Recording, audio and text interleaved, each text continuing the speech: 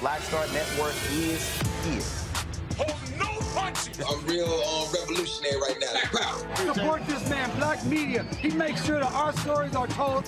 Thank you for being the voice of Black America, Roland. Stay black. I love y'all. All momentum we have now, we have to keep this going. The video looks phenomenal. See, there's a difference between Black Star Network and Black-owned media and something like CNN. You can't be Black-owned media and be scared. It's time to be smart. Bring your eyeballs home. You dig?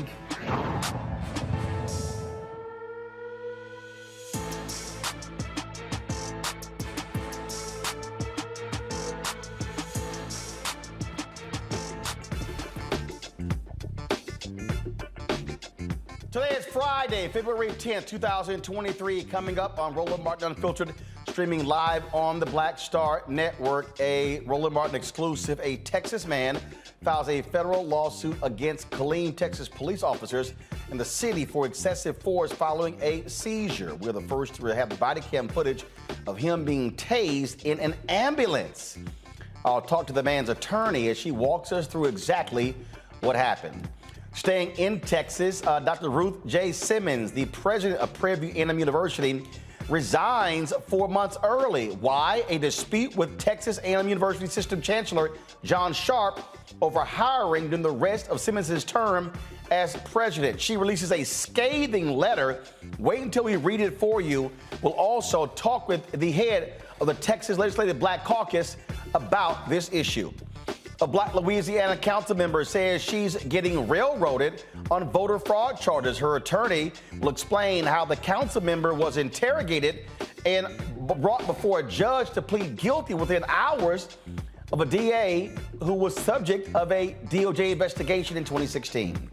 And in our Education Matters segment, a high school dropout overcame the odds and is now, with the help of his son, teaching others how to overcome wealth barriers with his financial Literacy Academy. Folks, it is time to bring the funk on Roland Martin Unfiltered on the Black Star Network. Let's go. He's got it. Whatever the biz, he's on it. Whatever it is, he's got the scoop, the fact, the find. And when it breaks, he's right on time and it's rolling. Best believe he's knowing. Putting it down from sports to news to politics. With entertainment just for kicks, he's rolling.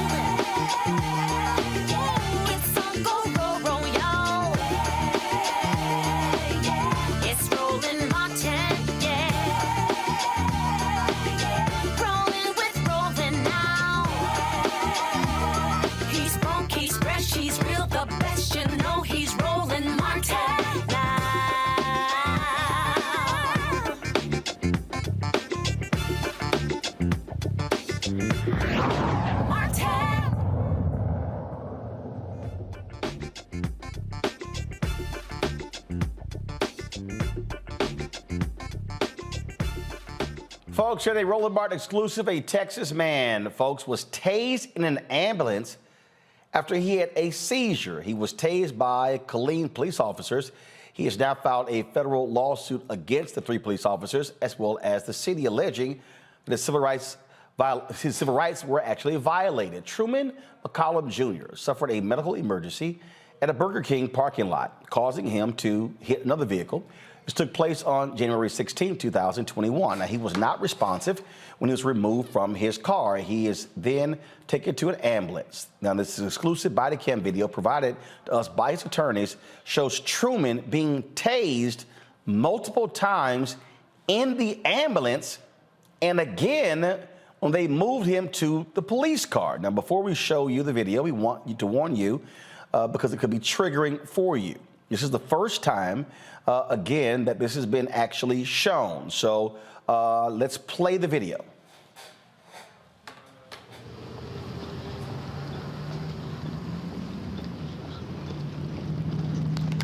Whole traffic. Okay, stop. Grab him down. Grab him down. Grab him down.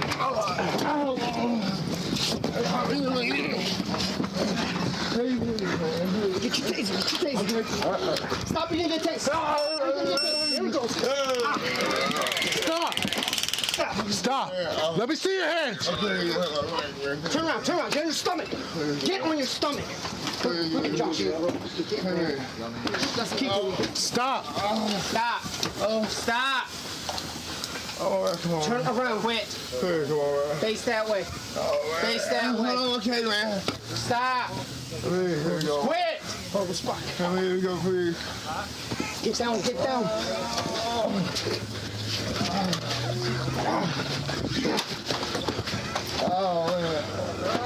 Still fighting.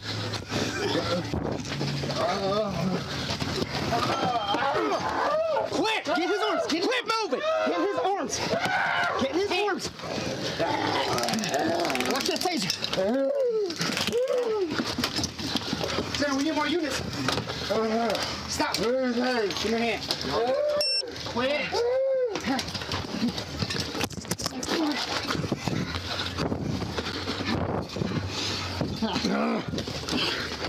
You gonna get it again? Get one arm.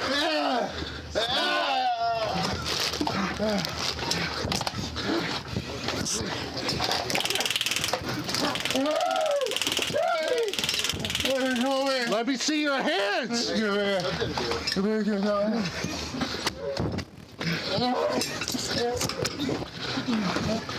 Quit moving. Quit moving. Hands are coming down. I don't want people to stop! I got one. Quit! Get the other hand! Get the other hand! I can't! There you go. Quit!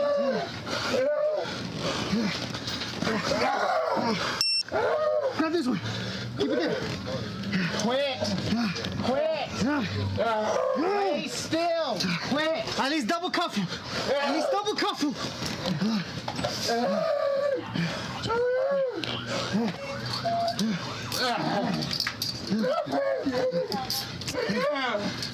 We're working on it. We'll drive slow. It doesn't matter how it gets put on.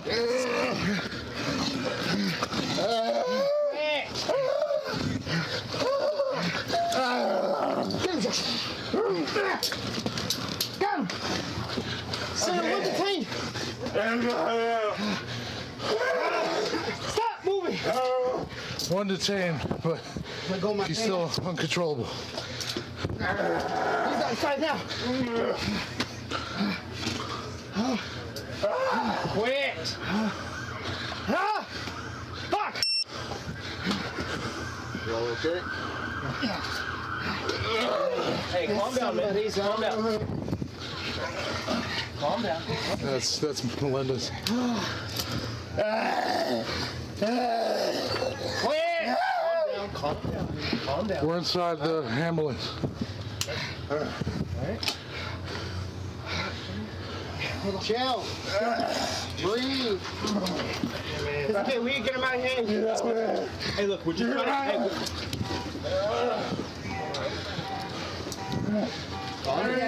Hey, hey.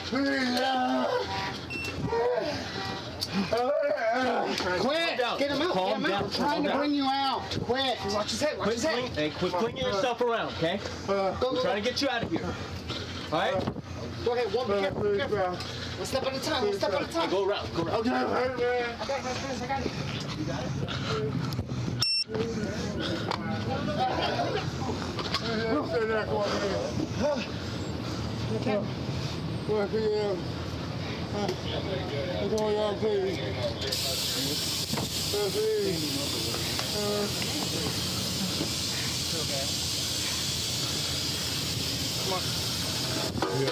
Simple. Come on, man. Stand up. All right, come on. 50? Hey, you really turn it on me. Really please my hand, hey. Closest one, closest one. Yeah, we'll get it. Hey, Tom. Hey, man, please, yeah, you're definitely under the influence of something. Please, man. Oh, shit. You let me go, man. I didn't even hurt you, man. Let me down. Oh, hey, man. Oh, please. Please, man. Oh, please. Oh, please. To the pocket. You out there? Yeah. Okay, man, let me go, man. Stop. Oh, shit. Okay, man. Hey, stop. Stop. Oh, man. Listen to me. Listen to me. Just look forward and stop flailing around. Okay, Hey, listen. Put me, please. Hey, listen. Please, put me, hey, man. We're not. Please. We're just trying to search you. Yeah. Okay? All right, bring him in. Yeah, we're good, Will you please, man? Will you please, yeah. Oh, use your legs. Cut it out. Use your legs. Stand up. Stand up, sir. Stand up. So we're going to the other side. Okay. Turn around, buddy. Yeah, easy. You're right. Can you please let me go, man?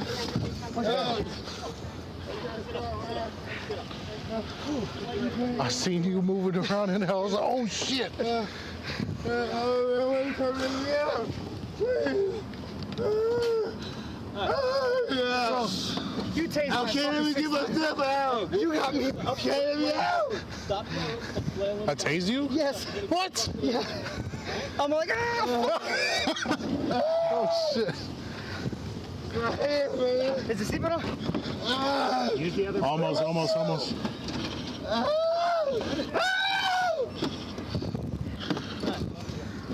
So he's 95. Yeah. 34, 31, he's 95. That's me. All right.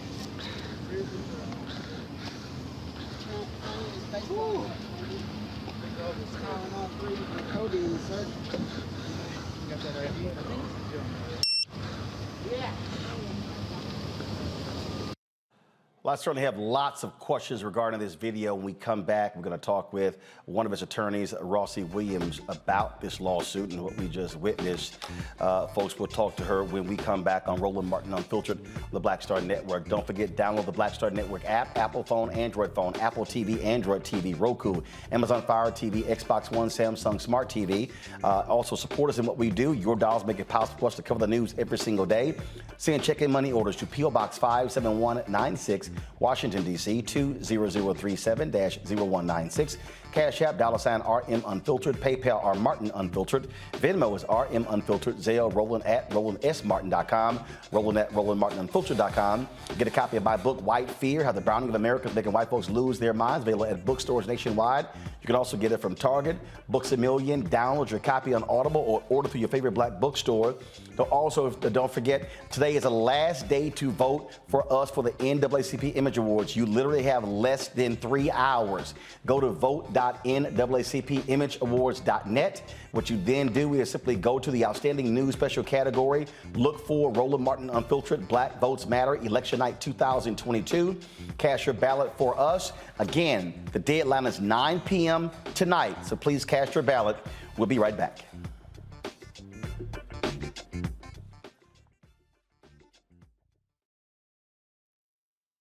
Black Star Network is here. Oh, no punches! I'm real revolutionary right now. Thank you for being the voice of Black America. All momentum we have now, we have to keep this going. The video looks phenomenal. See, there's a difference between Black Star Network and black-owned media and something like CNN. You can't be black-owned media and be scared. It's time to be smart. Bring your eyeballs home. You dig? 54th NAACP Image Awards is airing live on February 25th, honoring outstanding performances in film, television, theater, music, and literature. But this year, Roland Martin Unfiltered is nominated for Outstanding News or Information Series or Special. To vote, head to NAACPImageAwards.net, scroll down to Outstanding News/Information Series, select the category. You have to click on hashtag Roland Martin Unfiltered Black Votes Matter Election Night coverage. To submit your vote, you will need an email. Only one vote allowed per email. Voting ends on February 10th at 9 p.m. Vote today. When you talk about blackness and what happens in black culture, we're about covering these things that matter to us, speaking to our issues and concerns. This is a genuine people-powered movement. There's a lot of stuff that we're not getting. You get it, and you spread the word. We wish to plead our own cause. Too long have others spoken for us. We cannot tell our own story if we can't pay for it. This is about covering us. Invest in black-owned media. Your dollars matter.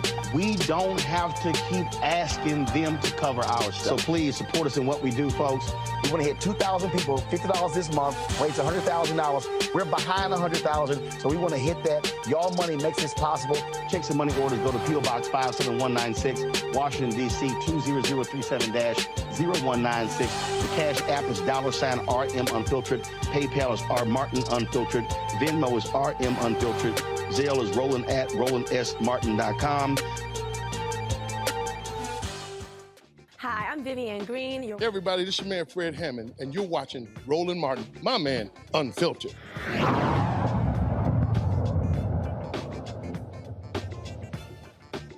All right, folks, let's talk about that video we just saw. A black man is suing the city of Killeen, Texas Police Department, plus 3 officers for being tased while he was in an ambulance. Rossi Williams is one of his attorneys, and glad to have her on the show. Rossi, I want to start with, so this is where I'm confused.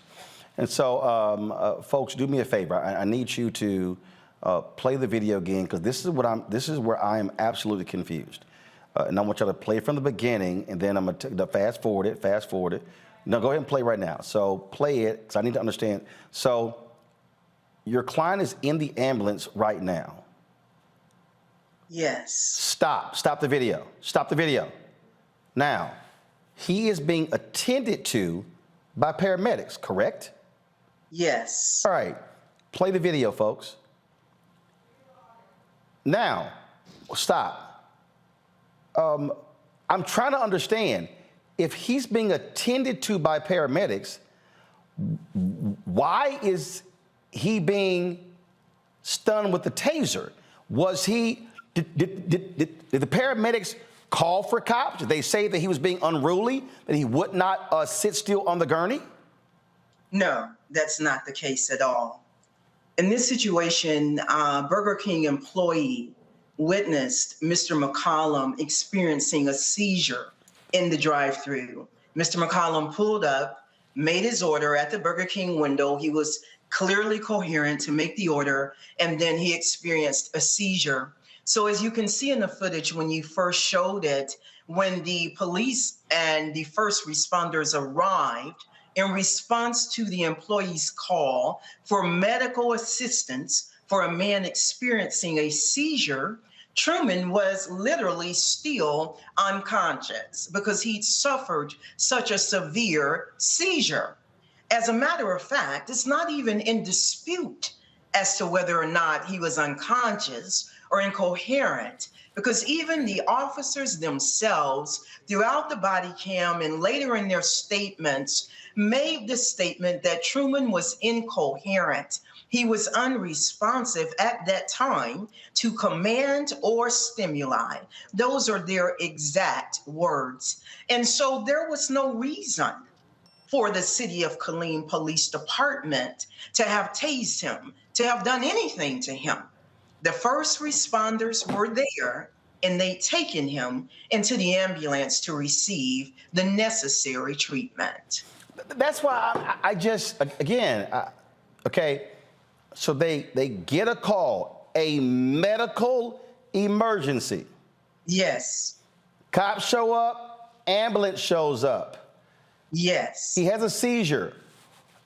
What the hell is the rationale for tasing somebody who has had a medical emergency and he's literally in the ambulance on the gurney being attended to by paramedics? There is none, Mr. Martin, and I do want to make sure I say it's such a privilege to be here with you on your show. I did not have that opportunity to say that, but I definitely believe in giving honor where honor is due. So there was no reason for them to do so. As a matter of fact, what I'd like for everyone who's watching or listening to do is to imagine that at the very moment right now, you are doing exactly what you are doing, and you are in your right mind, and you know what you are doing. Then you experience a seizure, which renders you unconscious. This means that the last thing you recall is whatever you are doing right now. Then you gradually begin to awaken out of the seizure. But when you awaken and you're not even fully in your right mind yet, you are not in the place where you were right now when I ask you to imagine that you experienced a seizure. So for Mr. McCollum, the last place he knew himself to be was sitting behind the wheel of his car in the drive-through lane of a Burger King in Killeen, Texas. But when he began to gradually awaken, not still yet coherent, not still yet in his right mind, what he awakened to was being strapped down inside of a container, because remember, he's on the gurney looking upward, with police, first responders, people surrounding him, and he doesn't know what happened. And as you go through the footage, one thing you will notice is that not one of them told him initially why he was there. So he is still utterly confused. And someone saying, turn over. He's 6'3" inside that small place. He's trying to turn over, but he still doesn't know these are police. He still doesn't know what happened. He's trying to turn over, and that's when they start tasing him. They don't feel he's turning over fast enough.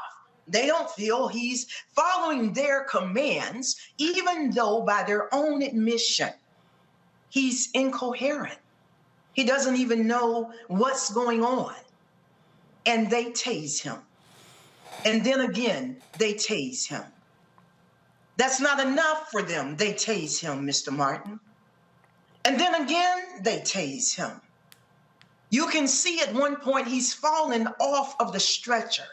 He's on the floor of the ambulance, screaming, pleading, still not even knowing what's going on, hence the bewildered look in his eyes, and they tase him again. At one point, Officer Urena even readies his taser to deploy again, and they tase him again.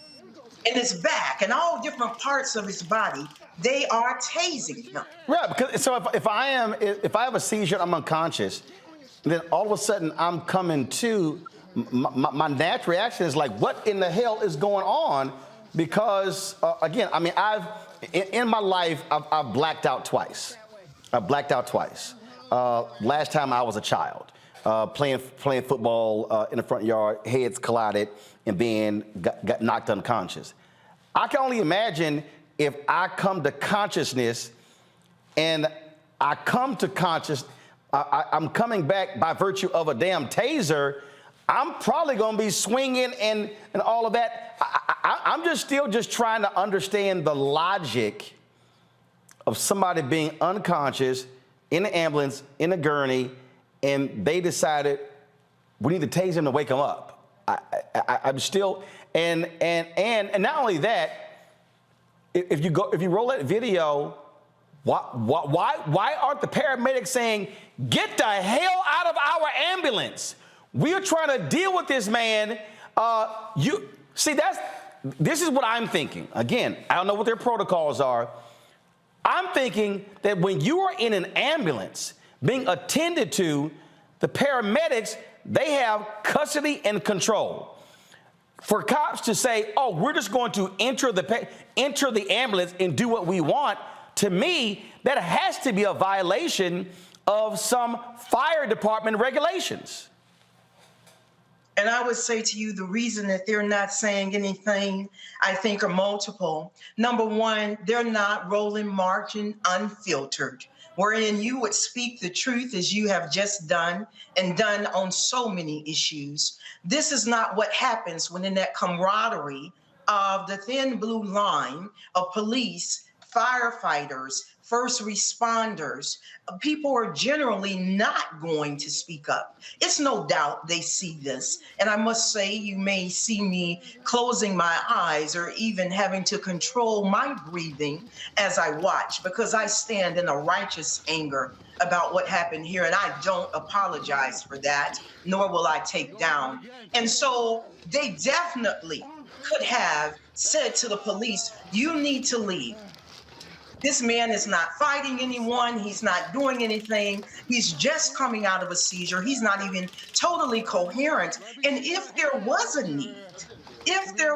need to have calmed him, the paramedics have the ability to do that. They have medications. They have access to call in to emergency physicians. In addition to being an attorney, I'm a registered nurse as well. So there were so many ways besides this to have handled this situation. It certainly makes no sense whatsoever. You filed a lawsuit. We certainly keep us abreast of what is next, Rossi Williams. Thank you so much. All right, folks. Thanks a lot. Folks, hold tight 1 second. We come back. We'll talk to our panel about this story, plus other news of the day. You're watching Roland Martin Unfiltered right here on the Black Star Network. Folks, again, you don't have much time. Go to the go to vote.naacpawards.net. Vote for us to win the Outstanding News Special for the Image Award. It's vote.naacpawards.net. Scroll down to the Outstanding News category. Then select Roland Martin Unfiltered, Black Votes Matter, Election Night 2022. And then, of course, one email per vote. You have until 9 p.m. Eastern, so that means you have 2.5 hours, 2 hours and 33 minutes exact, to cast a ballot. So please support us in doing that so we can bring this home. So go to vote.naacpawards.net. If you're watching on YouTube, hit that like button, folks. Let's hit 1,000 likes in the first 30 minutes of the show. We shouldn't have to wait for the whole show. If you're on Facebook, hit share. Same thing if you're on the Black Star Network app as well. And then don't forget, you can watch us on Amazon News as well. If you're on Amazon Fire Stick, click Amazon News, and you can check our 24-hour streaming channel. So please check us out. We'll be right back. On a next, A Balanced Life with me, Dr. Jackie, a relationship that we have to have. We're often afraid of it and don't like to talk about it. That's right, we're talking about our relationship with money. And here's the thing, our relationship with money oftentimes determines whether we have it or not. The truth is you cannot change what you will not acknowledge. Balancing your relationship with your pocketbook. That's next on A Balanced Life with me, Dr. Jackie, here at Black Star Network. We're all impacted by the culture, whether we know it or not. From politics to music and entertainment, it's a huge part of our lives, and we're going to talk about it every day right here on The Culture with me, Faraji Muhammad, only on the Black Star Network. Next on The Black Table with me, Greg Carr. An hour of living history with Dr. Richard Mariba Kelsey, thinker, builder, author, and one of the most important and impactful elders in the African American community. He reflects on his full and rich life and shares his incomparable wisdom about our past, present, and future. African genius is saying that my uncle was a genius, my brother was a genius, my neighbor was a genius. I think we ought to drill that in ourselves and move ahead rather than believing that I got it. That's next on The Black Table, here on the Black Star Network. Carl Payne pretended to be Roland Martin. Holla! Hi, I'm Chaley Rose, and you're watching Roland Martin Unfiltered.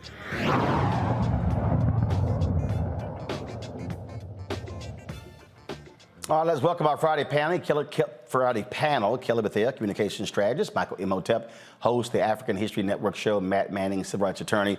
Matt, you're one of the attorneys on this case, and again, I'm just completely at a loss to understand the logic of a phone call being made, them saying the man is unconscious. It's a medical emergency. Cops come, paramedics come. The man gets put into an ambulance. If y'all go back, roll a video from the beginning. Not them walking. No, from the beginning. No. So roll it to the video when he's actually in the car. Because first of all, Matt, what happened was, do we have video of him initially being taken out of the car and then put into the ambulance? So is this the video here? Is this the beginning? Okay, so this is them arriving on the scene. You see the body camera footage. You see the ambulance there. And what? Is he still in the vehicle? All right, so we're going to the video here. Pull the sound up, please. That blue truck involved? Yeah, that's the truck that got hit. I told him to stay till I got hit. So the Burger King workers tell him, hey, what's up, man? There's a medical emergency. What happened? I was first of all, I'm showing you that I got my weapon right there. Okay, I appreciate it. Just in case it had been somebody, crazy stuff. So that's not, Matt, that's not the client. No. That's the car that he hit. Okay, so he hit a car. Okay. Right. All right, guys, fast forward, please. I need you to fast forward to. I need you to fast forward to when they go to McCollum's car, please. I looked back, it looked like it was a gray. All right, so fast forward to when they go to McCollum's car, and I just want to see. Come on, guys, fast forward. Thank you. All right, so here we go. They are approaching his car. I saw him just drive off.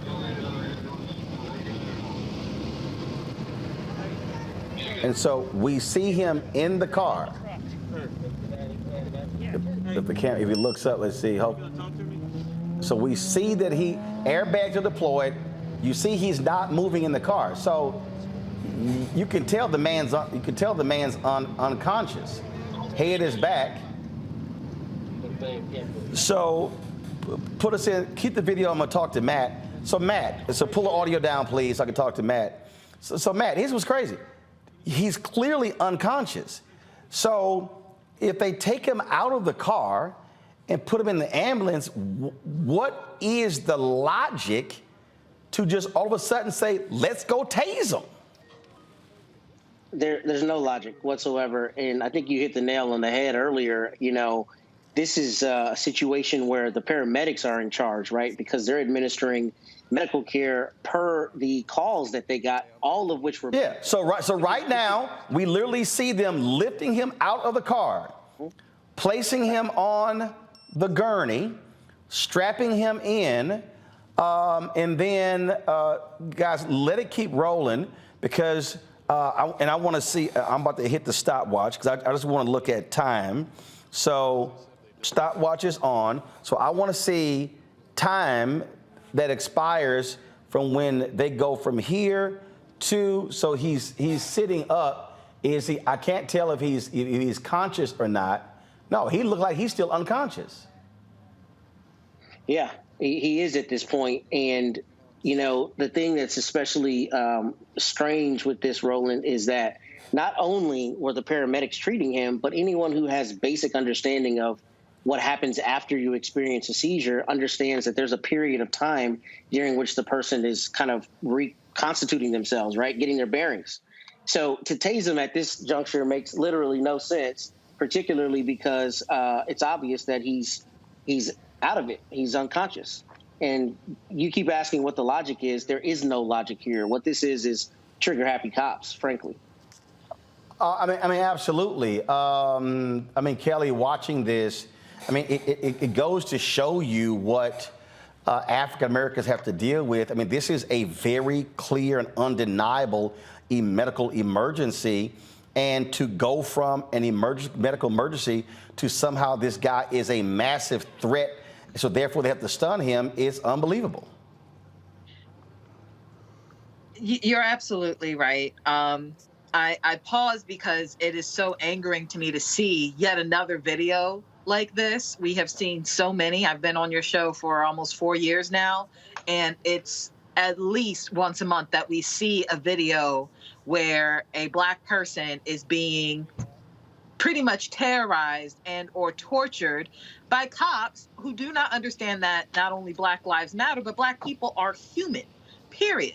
There's no reason why you see an unconscious Black man and still see him as a threat to your profession and to your life, such that you need to tase him while he's not doing anything to you, because he literally cannot do anything.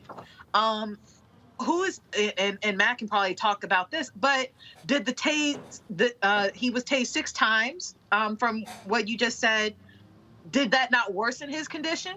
Who's to say what the lasting effects of this will be? Why would you tase somebody who already went through a seizure, who is still, technically speaking, going through the seizure until he is medically diagnosed as being out of it? I want to know whether the EMTs have been implicated in this at all, because I feel like they did not take into consideration their patient when they let these cops in, right, into the ambulance, and how they just didn't have regard for his life, even though that's their job too. Guys, I don't know why I don't that I have, and it's all just absolutely absurd. Why are we playing the video again? Okay, what I was trying to do is I wanted to see how long, folks, it was for him being taken out, and then the next video of them going into the ambulance. And so, was this not one continuous video?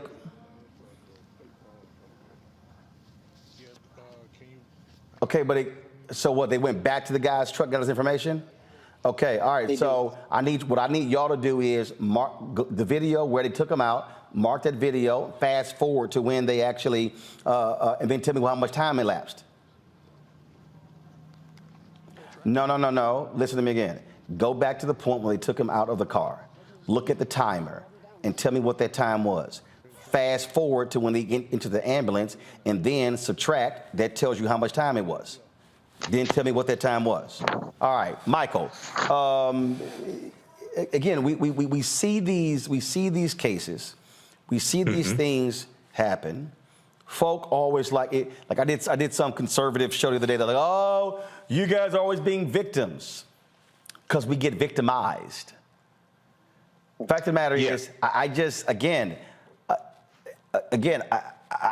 don't understand.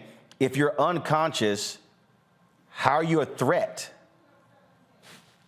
Right. I'm black while being unconscious, I guess. I don't know. I'm reading this story. I saw the interview with the attorney, brilliant sister. I'm listening to Matt, and I'm trying to figure out something. So I think, Matt, the article from kdhnews.com, I think they quoted you. One of the things that one of the attorneys, I think it was you, Matt, that mentioned that the police officers would try, at least a couple of the police officers were trying to make up a charge after they already tased Mr. McCollum multiple times. We have that. I wanted more information about that, Matt. And then also I was trying to figure out at what point did they first start tasing him? And have you gotten any explanation from the police department or anything like that behind this? No, Michael, great questions, and I'll answer all of them. The first thing I'll tell you is, ironically, I got the city's motion to dismiss as I was waiting for the show today. So they just finally filed into the case. Yeah, literally probably half an hour ago, because, they probably know that we're preparing to do further media there in Killeen on Monday. But the first question that you asked, Michael, is that's actually one of the worst parts of this case, and it comes near the end of the video. But near the end of the video, the sergeant who comes on is actually a Black woman. and she's talking to two of the officers who are involved, and she says almost verbatim, "What do we have him on? Now that he's gone, once he's left the scene, what do we have him on? Because we got called out here for a medical charge, right? So what do we have him on?" So then the officers start talking for probably 3 minutes plus about what they're going to charge him with. And they're trying to determine, should we charge him with resisting arrest? Should we charge him with, another offense, DWI? And one of the officers who's been sued as well says you can't charge him for resisting because you can't say that he was coherent enough to recognize you were the police. Oh, wow. So they themselves recognized he wasn't coherent. And that's in the video. That's not us reaching out. That's in the video. So on the video, you hear them discussing this, but here's the other deal. You haven't determined what happened to him. Right. So again, if you're the cops, because this actually happened, this was 3 years ago. I'm in D.C., and I'm on the freeway, and there's this guy, and he is driving he's weaving in traffic. It's all traffic, and he is driving along the median. And what happened was he literally starts ramming into other cars, and he's scraping like 10, 20 cars. And I'm like, what the hell is going on? What happened the next day? The next day, I see on the news, there was a medical emergency. I think he was either suffering a heart attack, a stroke, or same thing, a seizure. And this guy was driving. And so I went, oh, that explains what I actually saw.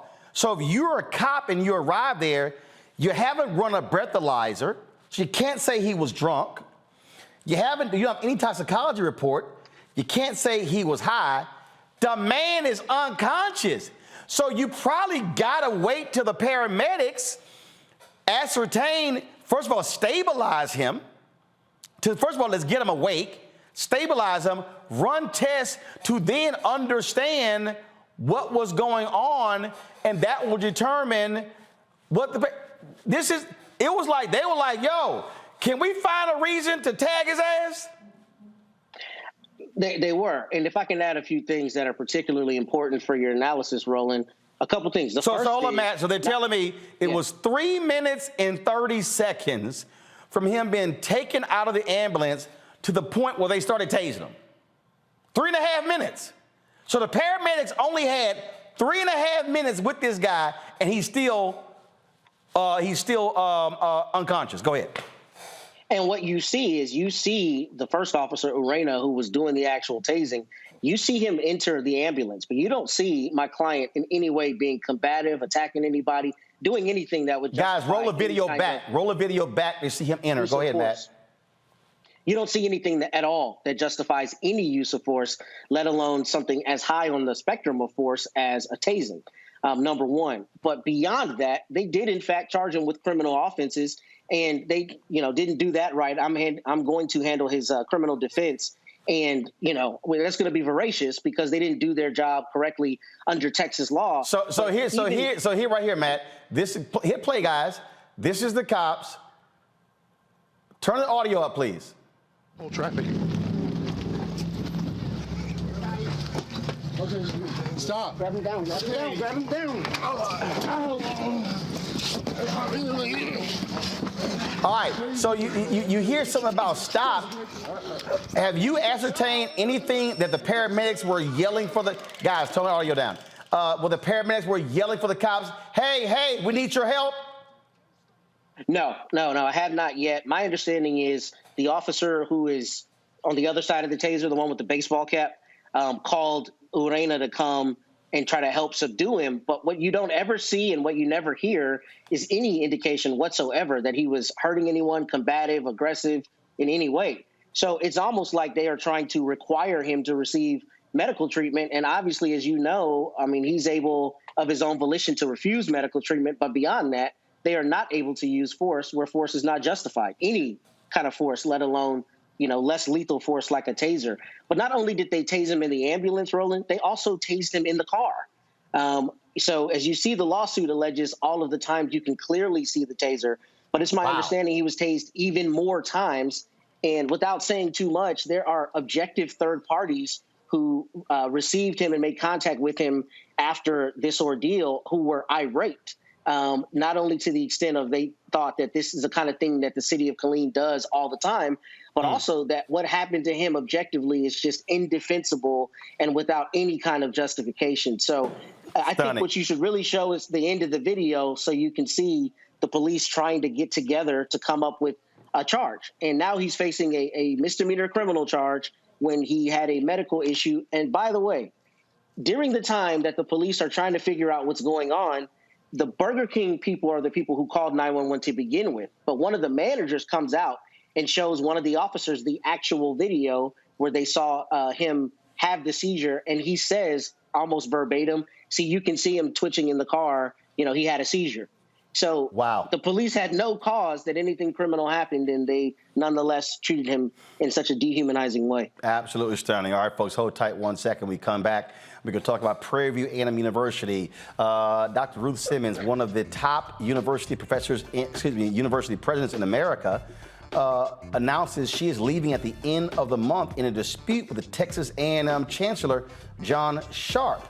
Wait until we read for you her letter that she sent out. We'll also talk with the head of the Black Caucus in Texas about this as well. You're watching Roland Martin Unfiltered right here on the Black Star Network. Hi, I'm Dr. Jackie Hood Martin, and I have a question for you. Ever feel as if your life is teetering and the weight and pressure of the world is consistently on your shoulders? Well, let me tell you, living a balanced life isn't easy. Join me each Tuesday on Black Star Network for a Balanced Life with Dr. Jackie. We'll laugh together, cry together, pull ourselves together, and cheer each other on. So join me for new shows each Tuesday on Black Star Network, A Balanced Life with Dr. Jackie.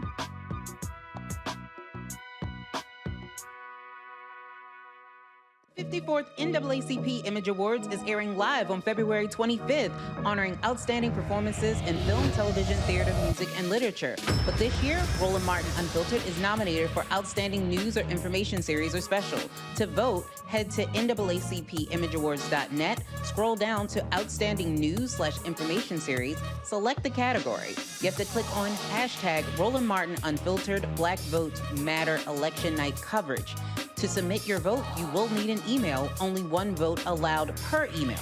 Voting ends on February 10th at 9 p.m. Vote today. Black Star Network is here. Oh, no punch! I'm real revolutionary right now. Thank you for being the voice of Black America. All momentum we have now, we have to keep this going. The video looks phenomenal. See, there's a difference between Black Star Network and Black-owned media and something like CNN. You can't be Black-owned media and be scared. It's time to be smart. Bring your eyeballs home. You dig? Hi, I'm Teresa Griffin. Hi, my name is LaToya Luckett, and you're watching Roland Martin Unfiltered.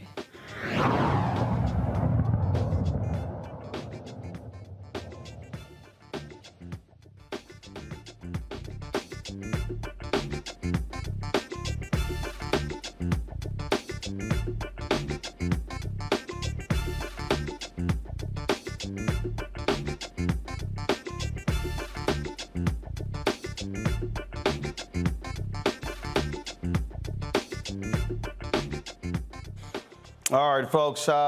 Today I got this letter that was made public from Dr. Ruth Simmons. She is the president of Prairie View A&M University, one of the most esteemed university presidents in America. She was the president, of course, of 2 Ivy League colleges. She took over at Prairie View, surprising many folks. And she really brought a lot there, the amount of resources, the level of professionalism. I mean, you name it, everyone from students, faculty, staff, alumni had talked about the amazing job that she has done. One of the things that Dr. Simmons talked about is she wanted, and she spoke at an HBCU conference where she wanted, she expressed how she wanted HBCUs to properly make the transition from one president to the next in terms of how you leave and how you actually provide for a university. And so she announced last year that she was stepping down. And I remember when she did so, and even that initial announcement, I was like, something's not quite right here. In terms of with the announcement, I said, I wonder if she's really leaving because she wants to leave. But so that was the case, and so she laid out the timetable for how she was going to leave. The Texas A&M University system, the Board of Regents, announced a new president. She was going to be leaving at the end of May. Well, today she released a letter saying that she would be leaving at the end of February. Pull up the graphic, please, and I want you to listen to what Dr. Simmons says. She said, to the Prairie View A&M University community, it is with great sadness that I write to inform you that I will leave my position as president of Prairie View A&M University at the end of February. No one is more surprised than I by this premature end to my tenure. Indeed, I had counted on working assiduously to assure the success of my successor by completing in full and as ably as I can my responsibilities as president. However, I was informed recently that I could only continue as president with limited presidential authority. My immediate response was that I could not and would not agree to being president in name only. No enduring good can arise from subservice to low standards and expectations. Having been through 2 previous presidential transitions at leading institutions, I'm aware of how such an important moment in the life of a university must be conducted, with utmost attention to continuing the work unfailingly and with the highest standards. When I agreed almost 6 years ago to become president of Prairie View, I promised that I would be all in from the moment I commenced my role until the moment I stepped down. I believe that promise to be inviolable. I cannot now become a leader accepting lowered expectations. I will continue to speak out for high standards and just decisions on behalf of the university and other HBCUs. I will support the efforts of faculty, staff, and students who seek the best for themselves and their university. We must not be held hostage to how others choose to see us or treat us, but instead continue to chart our own path, demonstrating the pride, commitment, and integrity that defines us. I now say to you all what I have said to graduating students in years past. Work hard to achieve at the highest level, be strong in your convictions, insist on being treated with the fairness you deserve, and continue always to seek justice. With immense gratitude for your support and friendship, Ruth J. Simmons. Now, John Sharp, who is the chancellor of the Texas A&M University system, he released his own statement in response to her letter. Please pull that up. This is what he said. He said, when presidents in the Texas A&M University system announce they are leaving, they cannot hire senior staff or deans except on an interim basis so that the new president can choose the leadership team he or she will be working with during their term. This decade-long policy applies to all of our presidents. It should be noted that we afforded the same courtesy to Dr. Simmons when George Wright announced his retirement as president of Prairie View A&M University.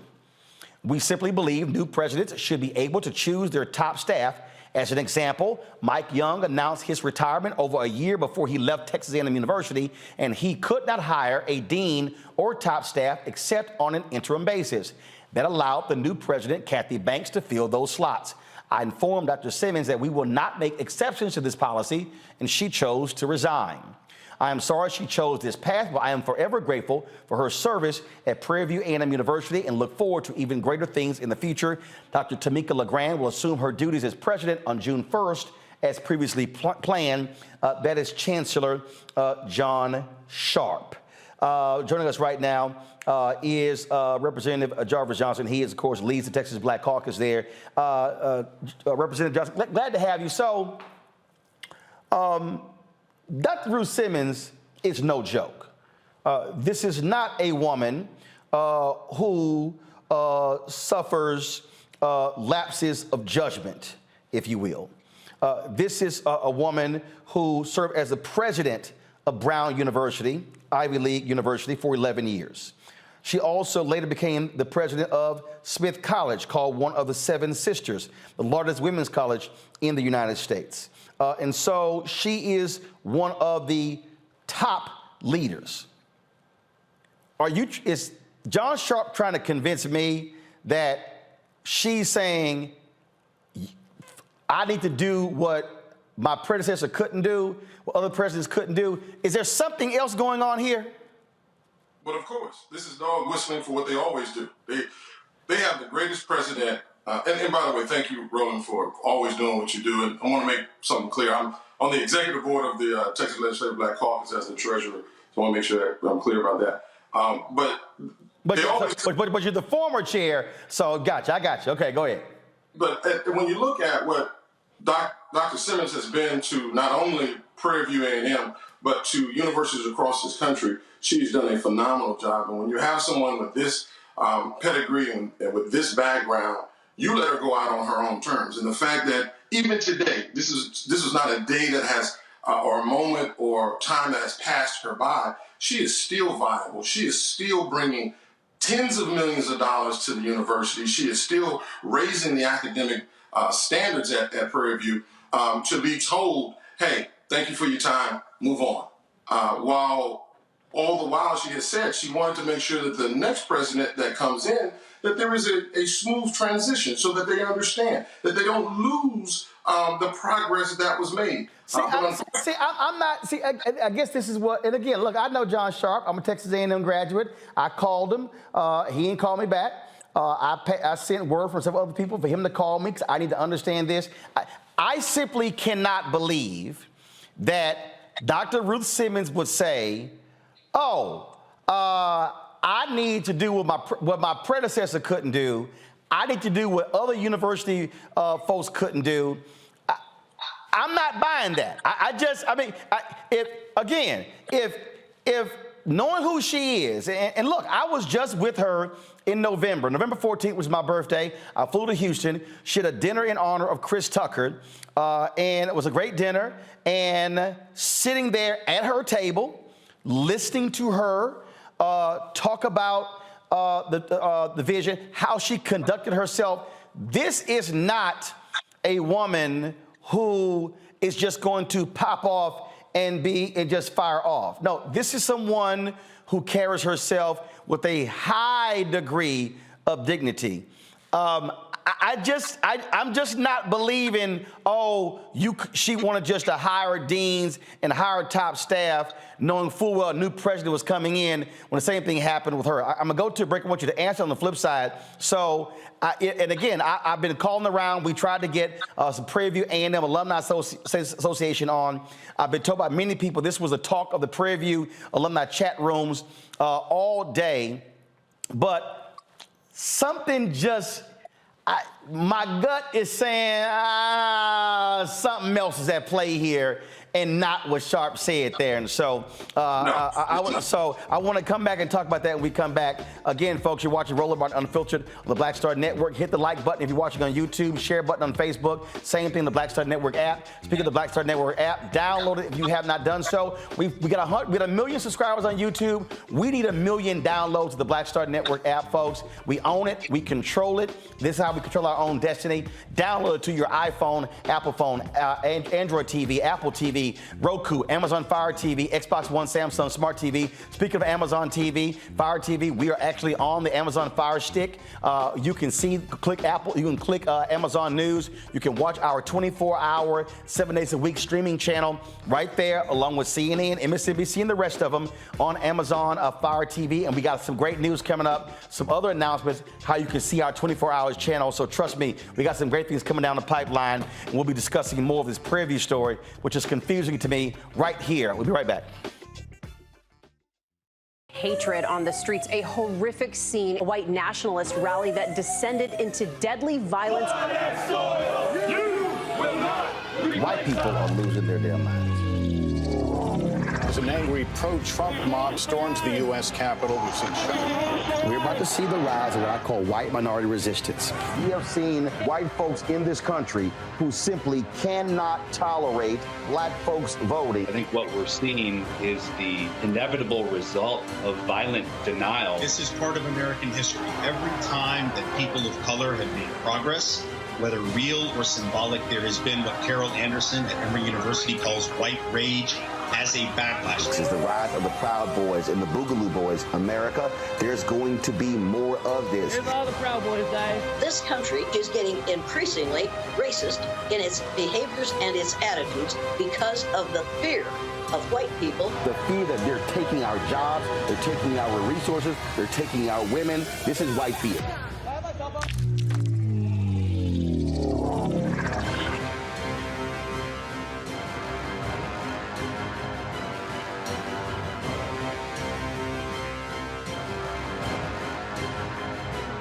Pull up a chair, take your seat at the Black Table with me, Dr. Greg Carr, here on the Black Star Network. Every week, we'll take a deeper dive into the world we're living in. Join the conversation only on the Black Star Network. We're all impacted by the culture, whether we know it or not. From politics to music and entertainment, it's a huge part of our lives, and we're going to talk about it every day right here on The Culture with me, Faraji Muhammad, only on the Black Star Network.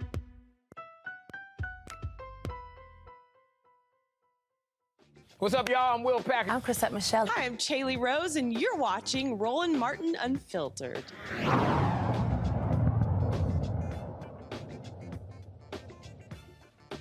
All right, welcome back. We're talking about Prairie View A&M University President Dr. Ruth Simmons stepping down at the end of the month. Representative Johnson, again, so I was talking about, so just for all people who are watching, just understand this woman's career, which is why I'm saying this is not making sense. One, she was an assistant professor. First of all, she's a native of Texas, graduate of Dillard University, got her master's and doctorate from Harvard University. Assistant professor at the University of New Orleans. She worked at California State University, Northridge, then went on to USC, University of Southern California. Then went to Princeton University as assistant dean of faculty, then associate dean of faculty. She was provost of Spelman College. She went back to Princeton as vice provost. She became president of Smith College and led the university for 6 years from 1995 to 2001. Then she became the president and the first African-American woman to lead an Ivy League school when she took over Brown University, serving there again for 11 years. Led a $1.4 billion initiative, the largest in the university's history, again, hailed as one of the top university presidents in America. Served on the board of Goldman Sachs, folks. Then, of course, she decides to come out of retirement and was invited to lead Prairie View A&M.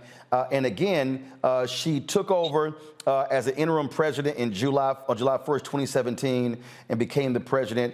And her goal was to raise this HBCU to be not one of the top HBCUs, one of the top countries.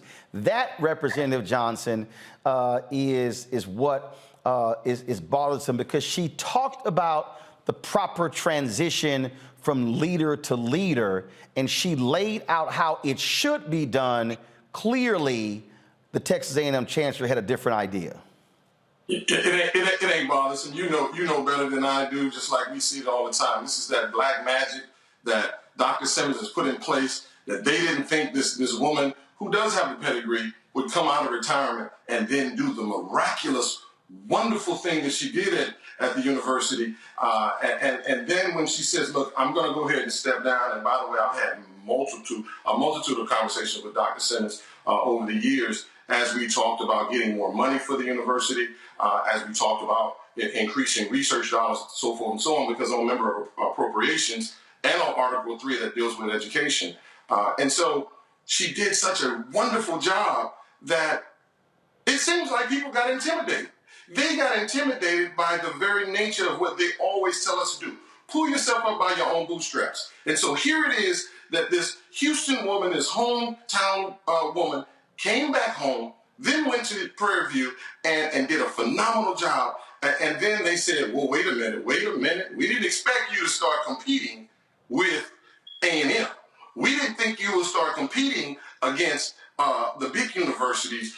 We just wanted you to stay in your lane. And so through that transition to move from president to emeritus, but to make sure that the transition is easy for the new president to keep the progress, they said, no, we don't want that. We don't want that. You just need to go ahead and leave it up for the new president to handle her business and do it as she sees fit.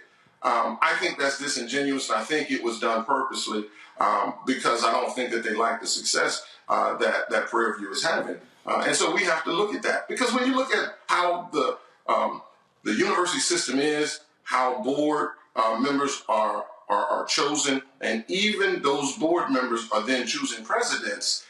They want to choose presidents based on what they think is going to be best suited for their narrative and what they want. Dr. Simmons pushed the envelope. She pushed the envelope when it came to critical race theory. She pushed the envelope and letting students speak their mind and do the research that was necessary.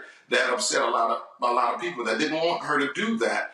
But Dr. Simmons said over and over again to me, I'm comfortable where I am. I've had a great career, and there's nothing that you could do to harm me.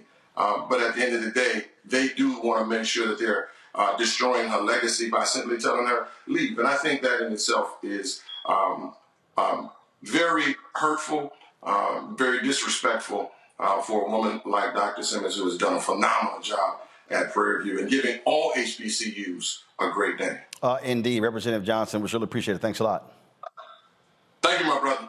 Sir. Michael, I'll go to you. The thing here, first of all, folks, like I said, this is a photo of me with Dr. Simmons, as well as Houston Mayor Sylvester Turner. This is from November 14th, when she had the dinner in Houston for comedian Chris Tucker. And she, again, I just don't understand. If they said, Dr. Simmons, you can't hire deans and top staff because you're leaving in June. That's what happened with your predecessor. This was happening with every university president. I don't see Dr. Simmons saying, oh, that's unacceptable. That's why I'm like, this is not, again, I've covered a lot of stories. If you go back, guys, pull her letter up again. You read this, come on, pull her letter up, come on. Come on, let's go. You read her letter. When she says, no, go to the next page.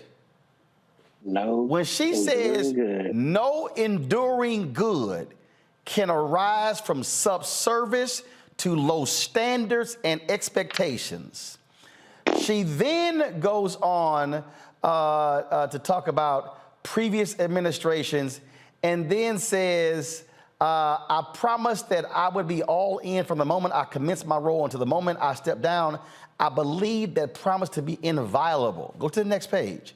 She then says we must not be held hostage to how others choose to see us or treat us, but instead continue to chart our own path, demonstrating the pride, commitment, and integrity that defines us. Michael, she's saying a whole lot there.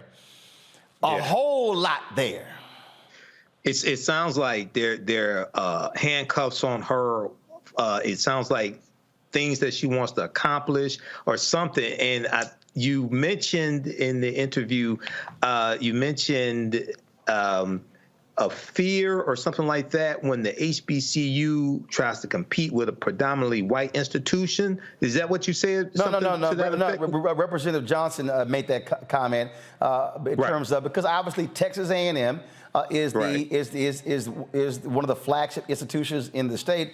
Her whole deal is Prairie View, long history, should also be a major institution. It's under the Texas A&M University system, though. Unlike Texas Southern University, which the other HBCU, which is a standalone, they're under no one system. Go ahead.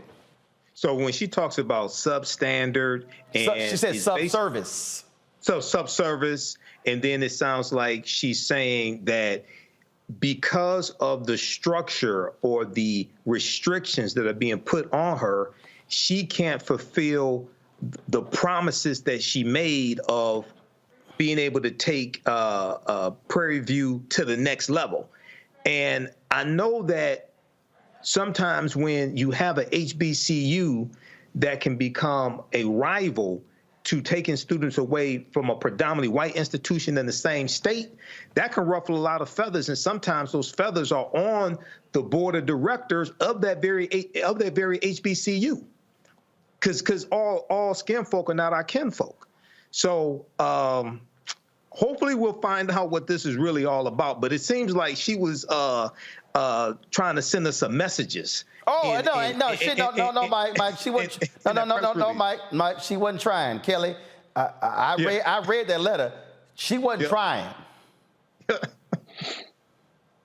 No, oh, I thought you were going to say something else. But no, you're like, I was just like, ooh, this is a kind of letter where it's like, if you're going to go out, this is definitely like the framework or the blueprint for whoever's coming in next to have a glimpse as to what she had to endure. But what I wanted to point out beyond the very thinly veiled racism that is, we don't want Prairie View to be better than anything else that is white in Texas.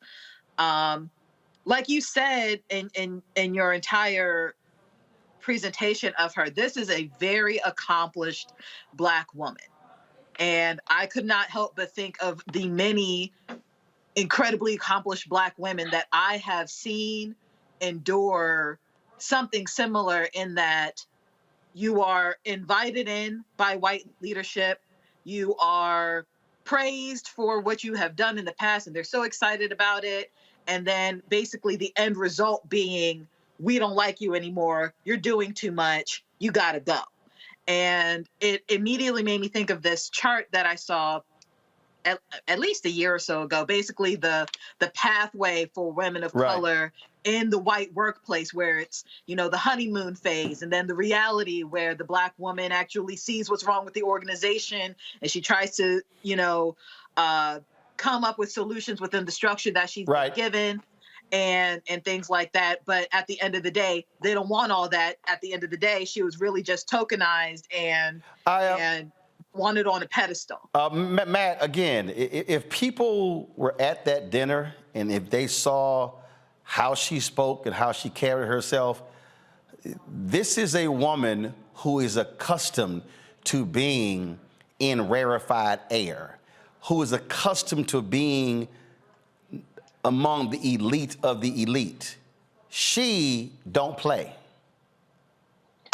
No, and I'll say the only better breakup record is Frankie Beverly and Mays, Before I Let Go. But look, that line, no enduring good, is beautiful, because it shows you first the colonialism essentially in academia that still exists when an HBCU is, to use her words, subservient to a larger university. I mean, the idea that a president is there but ultimately cannot be fully in charge of the entity is the real problem, because even if what Sharp is saying is true, the question becomes, why is the president divested of her ability to, until she's gone, choose whom she thinks is best to lead the university forward? But also, to your point, I mean, has been an administrator at some of the best institutions in the country. So I cannot imagine it's as one-dimensional an issue as she wanted to hire people as she was on her way out. It doesn't even make sense that it would be that simple. It's more kind of to what Kelly and Michael said, the idea that, you know, here she is exceeding expectations. And to that point, we had a story on your show maybe 6 months ago about FAMU and how FAMU was getting grief from, I guess, the state of Florida system or whatever systems on top for too many students coming in. So they had a financial issue there, kind of to Michael's point, the idea that Tennessee State. I thought it was FAMU that we discussed it in the context, but maybe you're correct. I'm sorry. North Carolina A&T got fined because they had more students came in over the state cap. Go ahead. Correct. And I'm sorry, I said the wrong university. But the principle is still the idea that the system is not happy with the idea that the HBCU is punching way out of its weight class and not staying in its place. And, you know, the idea, if you read her letter, what she said pretty clearly is, I will not remain somewhere where we're subservient to low standards, but also where I cannot be the president the way I told you I would be president until I left. So the idea that she's divested of her ability to choose really calls into question why that structure still exists in a system this way, and whether the same structure is being, you know, enforced as it relates to those who are leading PWIs. Pull up her letter again real quick. Go to the next page. Okay, got it. Okay, first of all, folk, I need y'all to properly read the letter because you made a mistake in her letter. She did not say subservice. Thank you for getting text message. Go to my iPad, please. She said subservience. So that was a screw up on our part. Please don't do that again, folks. Quote it right. Subservience is what she said.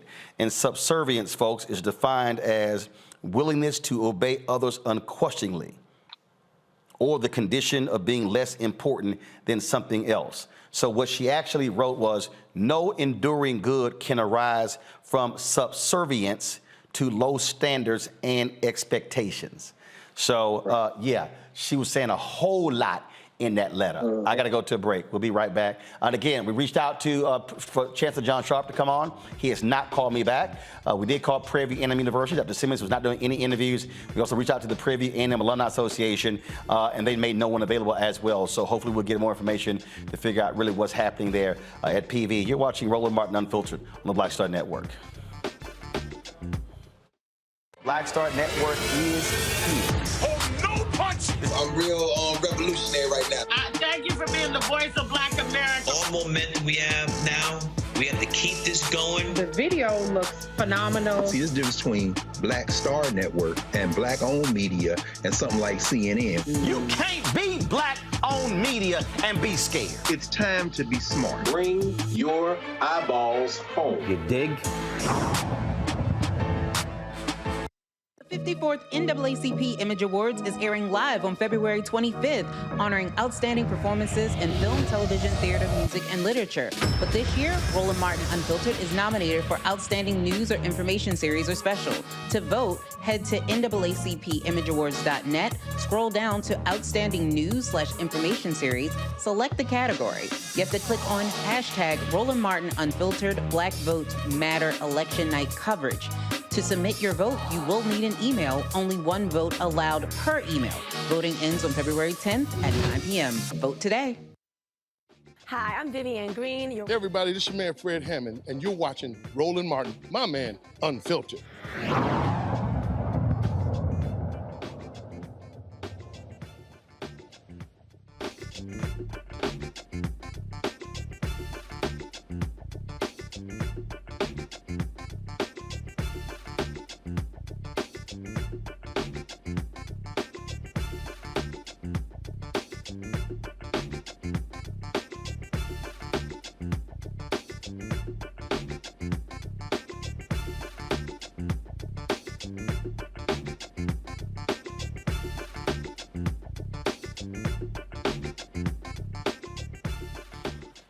Folks, a Louisiana councilwoman has been indicted for voter fraud. She says she is innocent of these charges. Platte City Councilwoman Christina Sam went to the DA office of Trent Brignac in November to report being harassed by the relative of her political opponent. She was then called back to the DA's office on November 17th, thinking she's going to be questioned about her complaint. Instead, she was interrogated for more than 4 hours and falsely accused, she says, of registering voters in her district and did not live within the district. She says she was told the only way she could get out of jail that day was by accepting a guilty plea. So she initially took a plea bargain to voter fraud. At this point, Sam has not been indicted on any charges. Sam was indicted last week after her attorney tried to get the DA recused from the case. This is the same DA who was investigated in 2016 by the DOJ.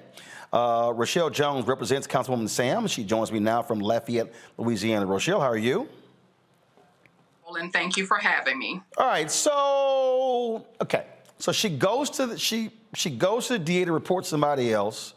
Then they call her back 3 days later, interrogates her, and then nothing happens. That's correct, Roland. Nothing happens, and she's called 2 days later to return to the DA's office, and she was under the belief that she had to go and provide information about the complaint she made. Instead, when she arrived to the DA's office, she was locked in a room for more than 4 hours with the district attorney, Trent Brignac, and his office investigator, and interrogated. She was not allowed to leave, and she was told unless she pled guilty to the crime that day and resigned her seat from the city council, she would be arrested and sent to jail. So that's what happened for more than 4 hours. My client describes her experience with the district attorney as being tormented by him. During his 4 hours, she even had to use the restroom, and he followed her to the restroom and waited outside the door while she used the restroom so that she would not leave. So the experience was not only one of torment, but also of humiliation for her. And this is a public official in that parish. Okay, so then, okay, so explain the indictment and how that just arises. So we filed a motion to recuse the district attorney back in December of 2022, and the judge set it for a hearing on February 6th. So literally 5 days before the judge sets a hearing to recuse the district attorney, he summons a secret, out of the blue grand jury proceeding and obtains an indictment. But Roland, as the saying goes, a grand jury can indict a ham sandwich. The district attorney's office has sole control over a grand jury proceedings. We are not allowed to present evidence or witnesses or dispute any of the charges. That is the secret proceedings of a district attorney's office. And so we go from you need to plead to all of a sudden now she's indicted. Yes, and Roland, I have to go back to the November 17th date. So in a span of 4 hours, she's interrogated, forced to plead guilty to a crime that she did not commit, by the way. She's brought before a judge after 5:30 p.m. when everyone has left the courthouse. And the district attorney asked the judge to take up her plea. He also, before that, approaches multiple public defenders and begs them to go on the public court record and act as if they have been this lady's attorney so that the plea deal could look legitimate. All of the public defenders refused to sign the plea form or participate in the proceeding. One of the public defenders even said that the district attorney became visibly angry with him because he refused to stand in on the court record as her attorney. And the district attorney did not tell him my client was a public official and that she was being charged with voter fraud. So what's next? What's next, Roland, is that the judge, the local judge in Evangeline Parish had denied our motion to recuse the district attorney. And so we have now filed the appropriate paperwork for the Louisiana Third Circuit Court of Appeals to review his decision. It is clear that this district attorney has a personal interest in this case. He treated my client differently. He rushed a felony criminal proceeding through the court process in a matter of 5 to 6 hours. I promise you, Roland, that Vladimir Putin in Russia allows his criminal defendants more time and more time to process a criminal case in Russia than what happened to my client in Evangeline Parish on November 17th. So we are awaiting the Court of Appeals decision on to recuse this district attorney in this case. And we are hopeful and confident that the law is on our side and he will be recused because of his very personal prosecution of my client. All right, then, Rochelle, we surely appreciate it. Thanks a bunch. Let us know exactly what happens. Thank you, Roland. I'll keep you updated. All right, thanks a lot. You know, folks, it's crazy when you see these different things here. And speaking of that, Matt, Michael, as well as Kelly, did you see the story out of Alabama where black students protested at a high school because they said that the authorities, the school authorities, told them if you have a Black History Month program, you cannot discuss anything that took place before 1970. Now, no, seriously, straight up. I saw that story from the Rio. I was talking to someone earlier about this, and they couldn't believe it. 200 students at Hillcrest High School in Tuscaloosa County, again, walked out on Wednesday. And again, they said that the principal said they could not reference anything that happened before the 70s, including slavery, the Black Panthers, or the civil rights movement. They said it was intimidation by the school. And then, of course, the superintendent released a statement as well. Let me see if I can pull this statement up so I can read it for y'all, which it's just crazy. And just I keep trying to explain to people, Matt, what's going on in this country and how these people are absolutely scared to death of history that we tell, and because they don't actually want to deal with the reality. And so this is what the Tuscaloosa County School System supports our students' right to peacefully demonstrate. A number of our Hillcrest High students have concerns about the culture within their school. We care deeply about our students, and it's important that their concerns are heard. We're putting together a plan to make sure our students feel heard, so we know the right steps to put in place to ensure all students know that they are valued. Okay, Matt, this is real simple. Either they were ordered to do that or not. So I don't want to hear a damn thing about no plan, about here our students. Were they ordered not to talk about anything happening before 1970? Yes or no? Exactly, period. That's the only question. And the thing that doesn't make any sense to me at all about this situation is, it seems like school boards and educational entities are just getting so brazen. I mean, what's the point of a history class if you're not going to teach history? And we see that not only in Florida with the AP class that DeSantis is trying to attack, but what you see right now is you see primarily conservatives, let's be honest, trying to attack history and objective facts and make it likened to things that we know were objectively racist history. And what I mean is they try to teach, or try to liken the civil rights movement to the Confederacy. They aren't the same thing.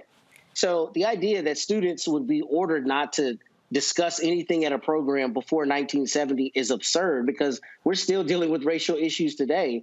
And, for them to try to spin it is just BS. We know that. And we're seeing it all around the country. And we're seeing, unfortunately, that politicians are able to leverage this in some places. In Florida, here in Texas, there's an all-out assault on education, and the idea that any education that makes people offended, irrespective of its truth, is something that should not be taught.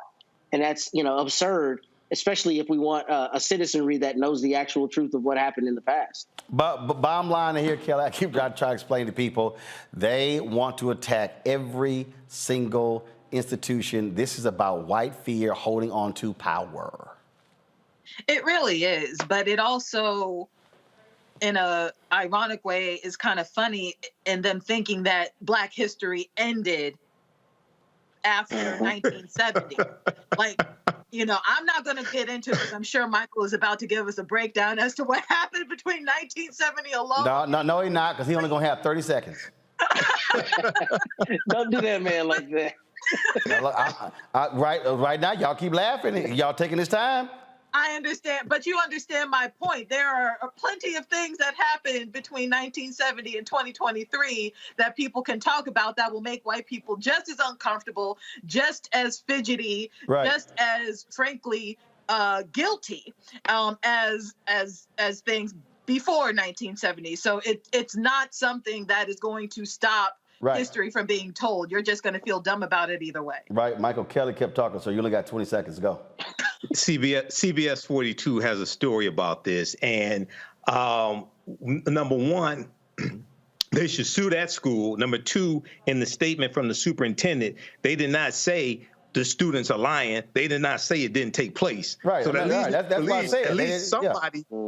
leads me to believe at least somebody at that school has an authority position said that. Lastly, we need to have Michael, you ain't got no lastly. I told you you had 20 seconds. You had 28. All right, I literally got to go to a break. I'll be right back. Roland Martin Unfiltered on the Black Star Network. You can't be starting with first, second. You got to go.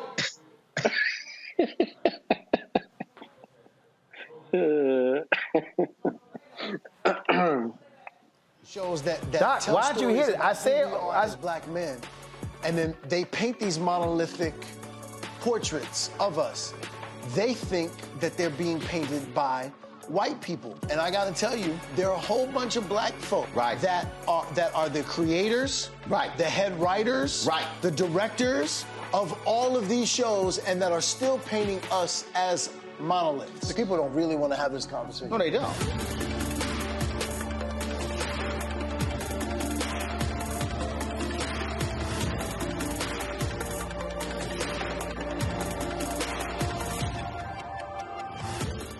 Next Next on Get Wealthy with me, Deborah Owens, America's Wealth Coach.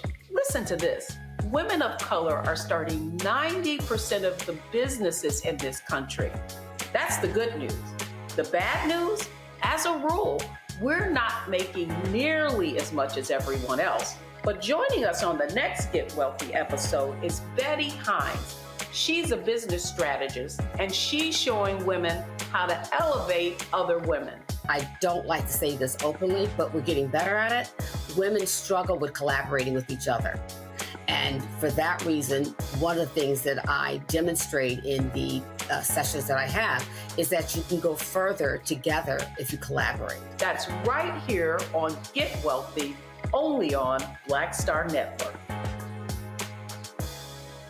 Hey, I'm Deion Cole from Blackish. Hey everybody, this is your man Fred Hammond, and you're watching Roland Martin, my man, Unfiltered.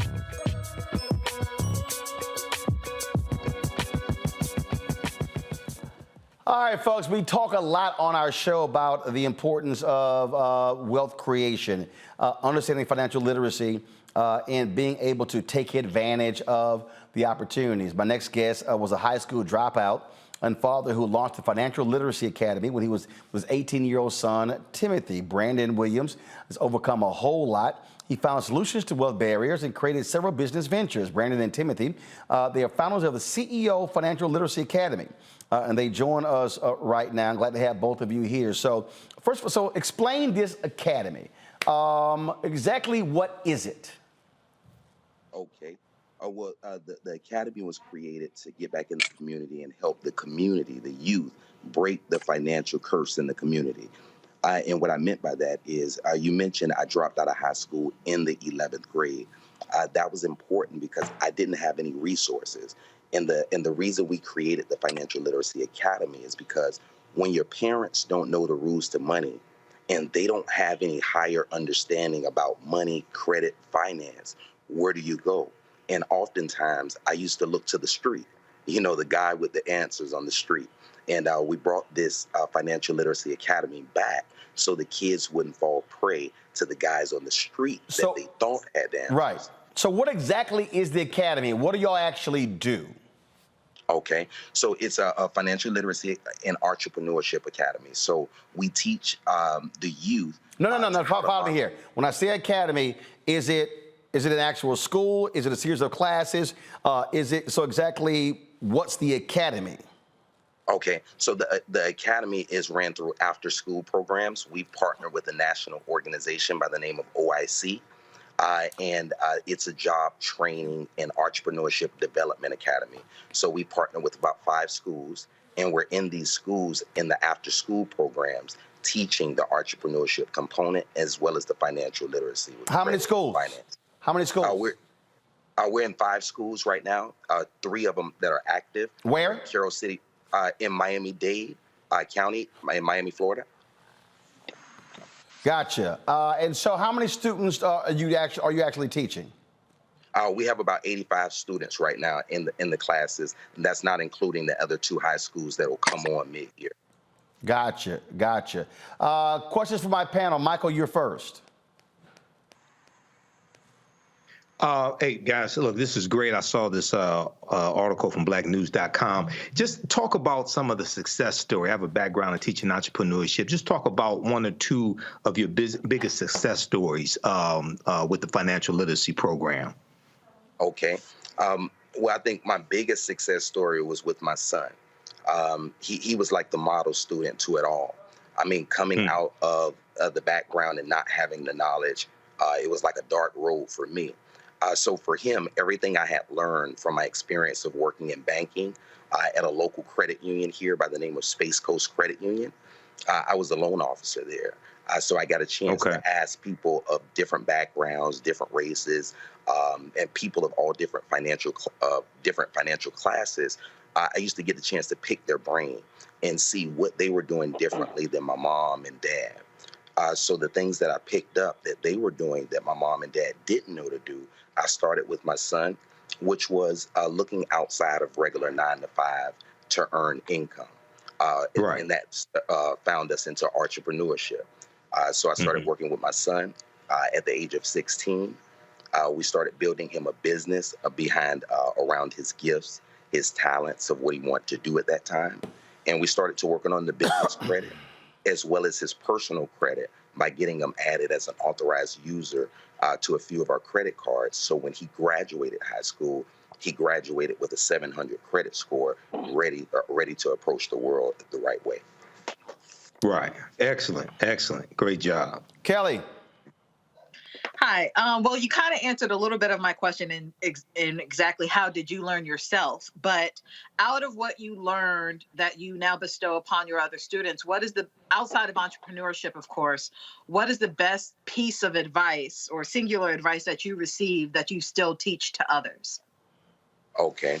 Well, in advice, one of the things that I've learned over time that I've gained, that I got from my mentor, that was a story. And I always lead with my students with this story because in my house it was similar. So they gave me the story about the flies in a jar. And they pretty much said the flies in a jar. When the flies had kids, they did this experiment for a whole generation. The flies had a lid on the jar. So over time, once they took the lid off, the flies never attempted to fly above the lid. And even when those flies had kids, the kids never attempted to raise above the bar, the imaginary ceiling that was there when their parents were younger. So I always, the piece of advice I go into giving the kids that I teach, that oftentimes if something that you want is not visible in your home, you always have to know how to seek the resources to allow you to raise your lid so you can achieve more.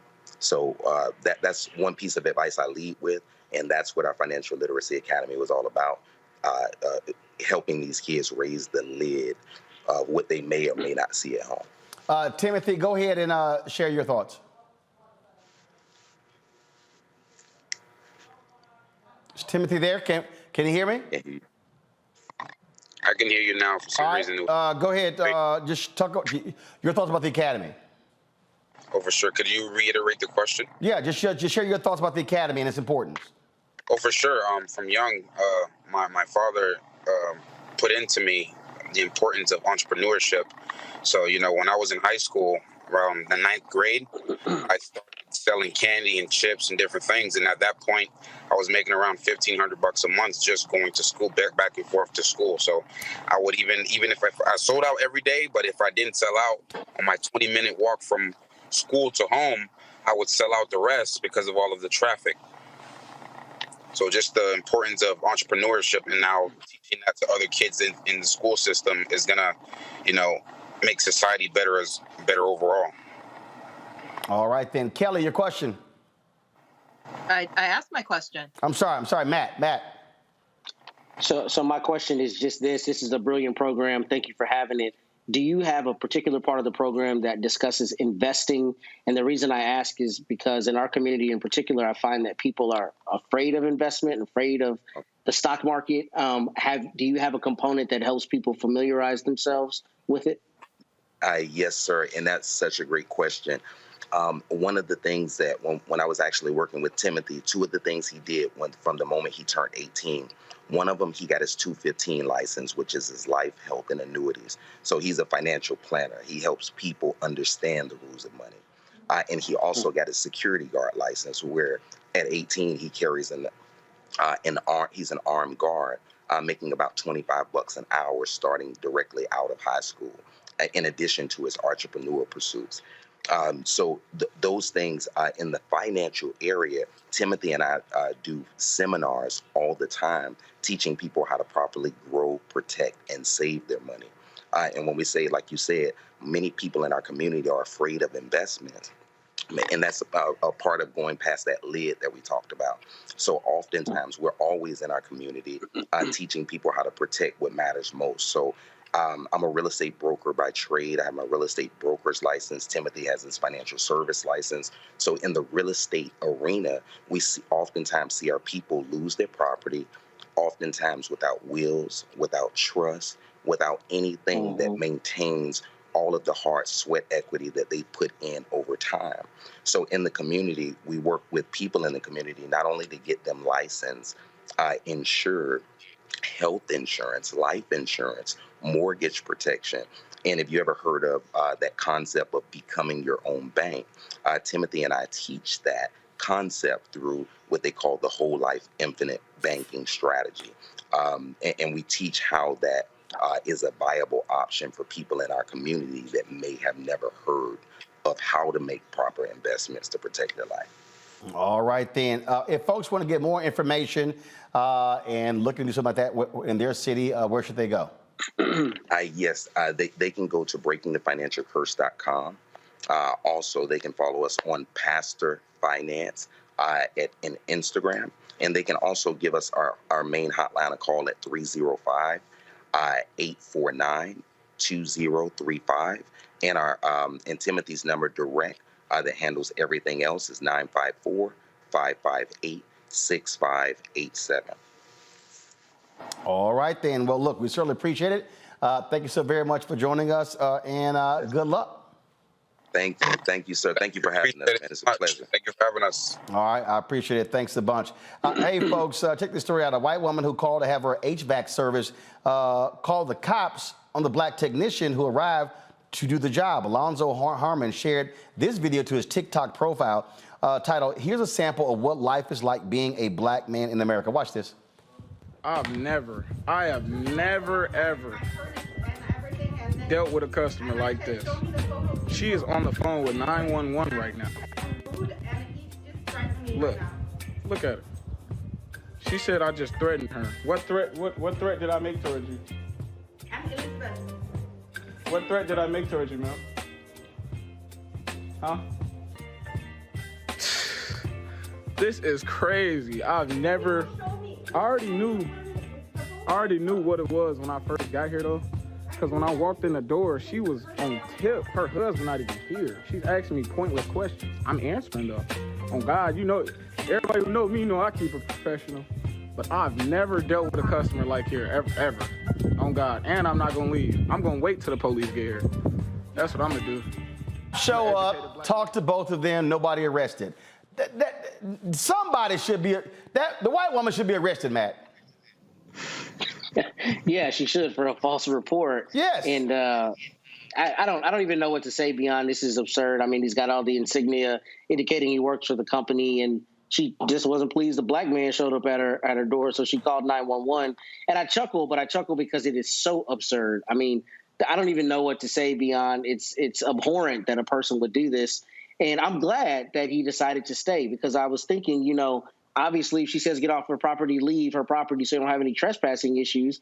But I'm glad he decided to stay, because the police come and they see that not only these kinds of things happen to black people, but if he had left, we might be looking at him trying to defend himself, right? Because who knows what she says when he leaves.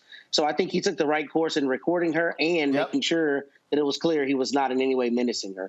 Indeed. That's what it means. Damn, a brother trying to work and still catching hell. We'll be right back, and we come back. We'll talk about Bethune-Cookman having a new head football coach. Next, the Roll About Unfiltered.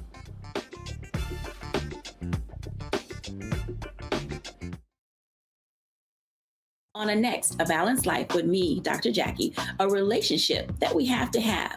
We're often afraid of it and don't like to talk about it. That's right, we're talking about our relationship with money. And here's the thing, our relationship with money oftentimes determines whether we have it or not.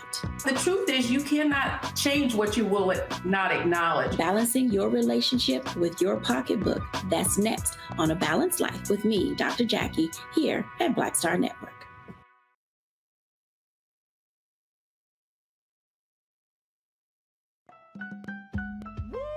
We're all impacted by the culture, whether we know it or not. From politics to music and entertainment, it's a huge part of our lives, and we're going to talk about it every day right here on The Culture with me, Faraji Muhammad, only on the Black Star Network. Next on the Black Table with me, Greg Carr. An hour of living history with Dr. Richard Mariba Kelsey, thinker, builder, author, and one of the most important and impactful elders in the African American community. He reflects on his full and rich life and shares his incomparable wisdom about our past, present, and future. African genius is saying that my uncle was a genius, my brother was a genius, my neighbor was a genius. I think we ought to drill that in ourselves and move ahead rather than believing that I got it. That's next on the Black Table, here on the Black Star Network. Carl Payne pretended to be Roland Martin. Holla! Hi, I'm Chaley Rose, and you're watching Roland Martin Unfiltered.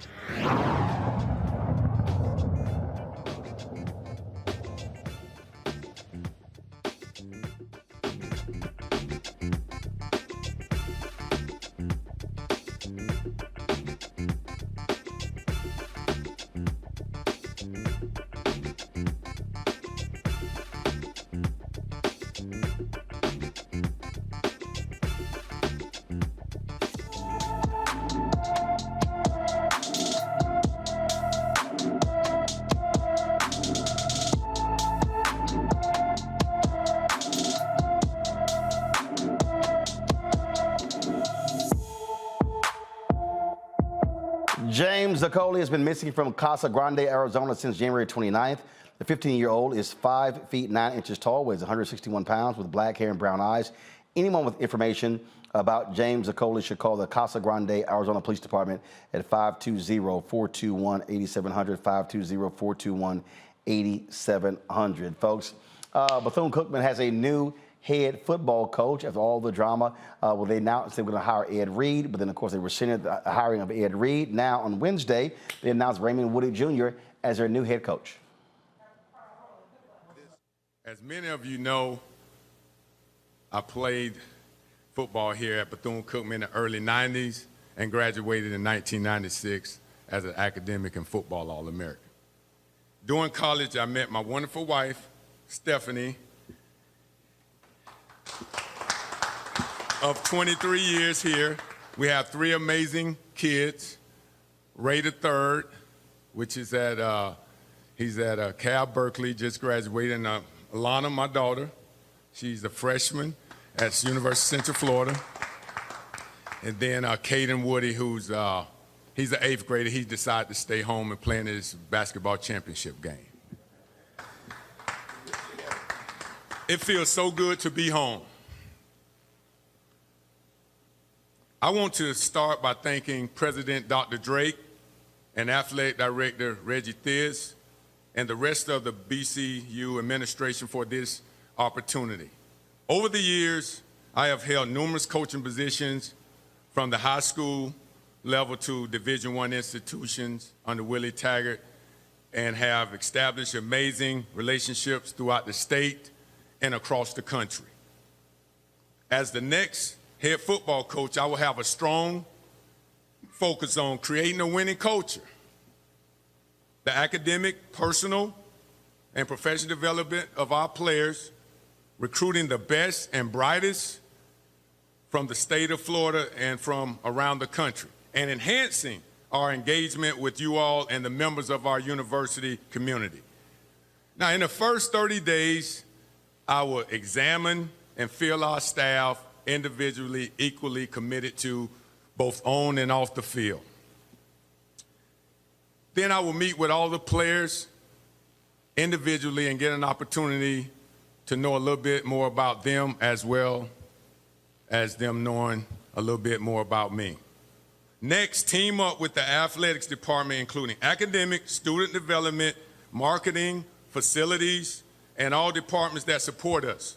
We will discuss how we can collaborate to strengthen our football program and partnerships. Also, partner with the university community, including senior stakeholders, donors, boosters, alumni, the student body, and the university faculty and staff. I recognize that those relationships are vitally important. To achieve our program goals, our university community will play a pivotal role. You are the backbone of our program. All right, folks. Woody has worked at Florida Atlantic University, Florida State University, University of Oregon, and the University of South Florida. And so congratulations on that, and hopefully he can turn that program around. They have not been very good the last few seasons. All right, folks. Super Bowl is this weekend. It's the Kansas City Chiefs versus the Philadelphia Eagles. So let's go down the line. I'll start with you, Matt. Who you got on Sunday? I hate the Eagles. I'm a Cowboys fan, so I hate the Eagles. But I honestly want Jalen Hurts to win, so I want Jalen Hurts to win. That's my vote. Wow, you're a trash-ass Cowboys fan. I should have known. See, now that you done talked about, oh, Lord have mercy. Just, ugh. Yeah, matter of fact, I now want the Eagles to win just as y'all can have more pain. Kelly. I mean, considering that most of my friends are Eagles fans, I'm just rooting for everybody black. Yeah. Kansas City got a black quarterback. Like I said, rooting for everybody black. There's a whole bunch of black players on Kansas City team. So you got to pick, Kelly. Everybody black. That is somebody. Yep, I said what I said. That's that bullshit. Michael. I am wearing green. So, Michael. So, Roland, I haven't watched the NFL game since Colin Kaepernick left the league in 2017. You ain't watched I don't watch the Super Bowl. You ain't watched the NFL I'm not game. watching the You ain't watched the NFL game because y'all got an amateur football team in Detroit. Oh, man. And that doesn't help, but that wouldn't call, if they were winning, I still wouldn't watch the NFL. I'm not watching the halftime show. And exactly what I predicted back in 2019 when the NFL co-opted Jay-Z is exactly what's going to happen this Sunday. Remember, at first Jay-Z told the top acts, don't perform for the Super Bowl because of Colin Kaepernick's protest. I said when they co-opted Jay-Z, that was to go do a backdoor to Colin Kaepernick to go get the top acts, and who they have performing? Rihanna. I was correct. I would not be watching That's again. who I'm rooting for. I'm rooting for Rihanna. Is she performing against somebody? She's at the game. I'm rooting for Rihanna. Oh, my goodness. All right, y'all. First of all, I think the Eagles are going to win. They got a much stronger defense. Patrick Mahomes has a high ankle sprain. He's not going to be as mobile as he wants to be. So I have the Eagles winning the Super Bowl. And unlike Stephen A., I love Beyonce. I love Rihanna. I think Rihanna's going to put on a great show. And so looking forward to that. Probably will. Folks, I got to go.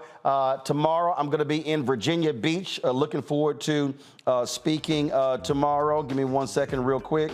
I'm going to be giving the keynote speech at the Chesapeake Pearls Foundation. And so looking forward to that. And then, of course, I will not be here on Monday because I will be speaking live at Claflin University at 6 p.m. Eastern. And so Robert Patillo is going to be hosting. Do this here. Make sure that punk-ass Deontay is not a guest on Monday's show. Deontay Johnson, that's right. He needs to go to see a dentist before he comes back. After we knocked his teeth out last time with his craziness. But he's probably somewhere in witness protection with Philip. J. Philip Clay. Philip somewhere in Plainfield, because you know damn well he ain't nobody in Indianapolis ever seen Philip. Nobody. Nobody. But we put his ass in witness protection, y'all. He done protected his tweets, his Instagram posts. That boy done move out of the country. All right, y'all. That's it. Again, Claflin, I'll see y'all on Monday. AK's in Virginia Beach. I'll see y'all tomorrow. I'm flying out literally in 2.5 hours. And so I got to go. Y'all know how we do it. We end the show. Michael, Kelly, Matt, I appreciate it. Cowboys, hashtag hate Cowboys. Deal with it, Matt. I got to go. Holla!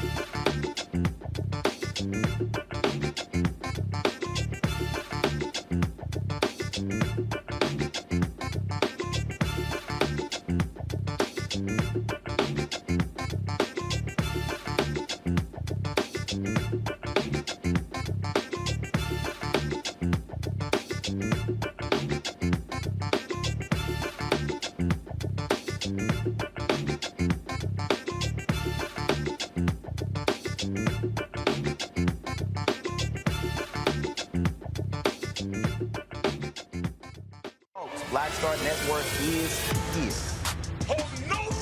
I'm real revolutionary right now. Background. Support this man, Black Media. He makes sure that our stories are told. Thank you for being the voice of Black America, Roland. Stay black. I love y'all. All momentum we have now, we have to keep this going. The video looks phenomenal. See, this difference between Black Star Network and Black-owned media and something like CNN. You can't be Black-owned media and be scared. It's time to be smart. Bring your eyeballs home. You dig? Pull up a chair, take your seat at the Black Table with me, Dr. Greg Carr, here on the Black Star Network. Every week, we'll take a deeper dive into the world we're living in. Join the conversation only on the Black Star Network. Hi, I'm Dr. Jackie Hood Martin, and I have a question for you. Ever feel as if your life is teetering in the weight and pressure of the world